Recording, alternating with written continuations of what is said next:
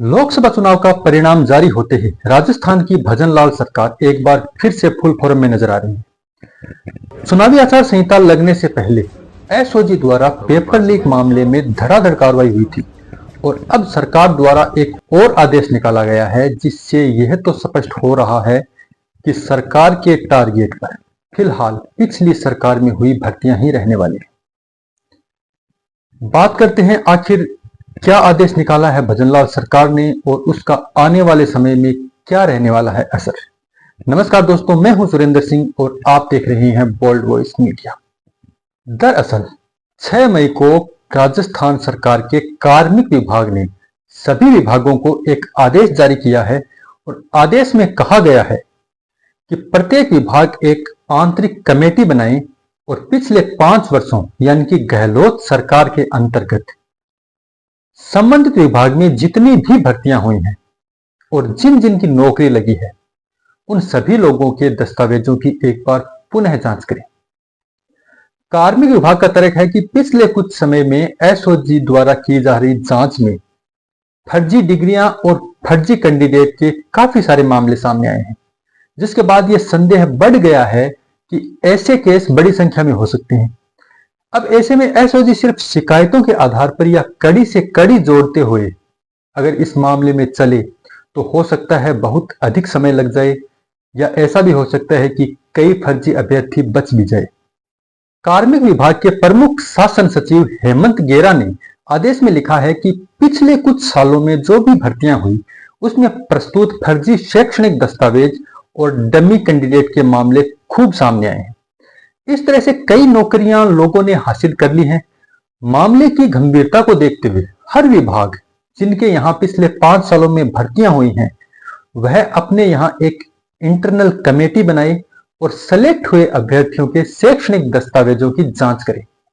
और साथ में यह भी जांच करें कि परीक्षा देने वाला और नौकरी ज्वाइन करने वाला व्यक्ति एक ही है। इसके लिए आवेदन पत्र, फोटो, हस्ताक्षर, शैक्षणिक दस्तावेज समेत तमाम जांच की जाए और अगर किसी भी अभ्यर्थी के दस्तावेज संबंधी या भर्ती संबंधी सूचना संदिग्ध पाई जाती है तो इसकी सूचना एसओजी को दें। इस मामले में स्पेशल ऑपरेशन ग्रुप यानी एसओजी के डीआईजी पारिश देशमुख का कहना है कि पिछले कई सालों से भर्ती परीक्षाओं में नकल व धांधली हो रही है।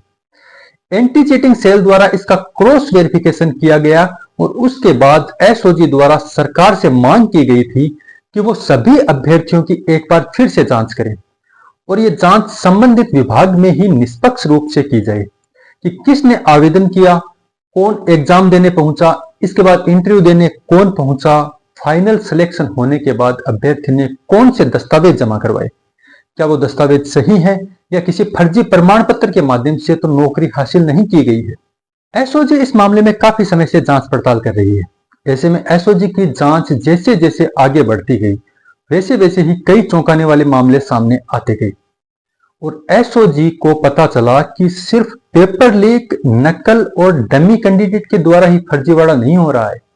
बल्कि फर्जी सर्टिफिकेट, फर्जी डिग्रियों के साथ साथ फर्जी दिव्यांग प्रमाण पत्र, फर्जी खेल प्रमाण पत्र और झूठे तलाक के द्वारा भी नौकरी हासिल की जा रही है। एसओजी को जांच में यह पता चला कि कुछ फर्जी कॉलेज और खेल संघों की मदद से फर्जी सर्टिफिकेट और डिग्रियां बनाकर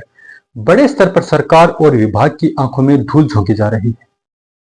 पिछले 5 सालों यानी 2018 से लेकर 2023 तक की सभी भर्तियों की यदि बात करें तो कुल 2,40,000 से अधिक पदों पर भर्तियां हुई। अकेले आरपीएससी द्वारा ही अलग अलग कुल 167 भर्ती परीक्षाओं का आयोजन किया गया और उसमें लगभग 32,000 से अधिक लोगों को सरकारी नौकरी मिली।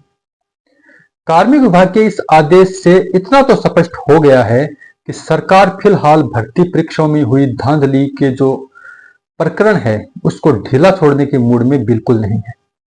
आज की रिपोर्ट में इतना ही। मिलते हैं फिर एक नई रिपोर्ट के साथ, तब तक के लिए नमस्कार, जय हिंद।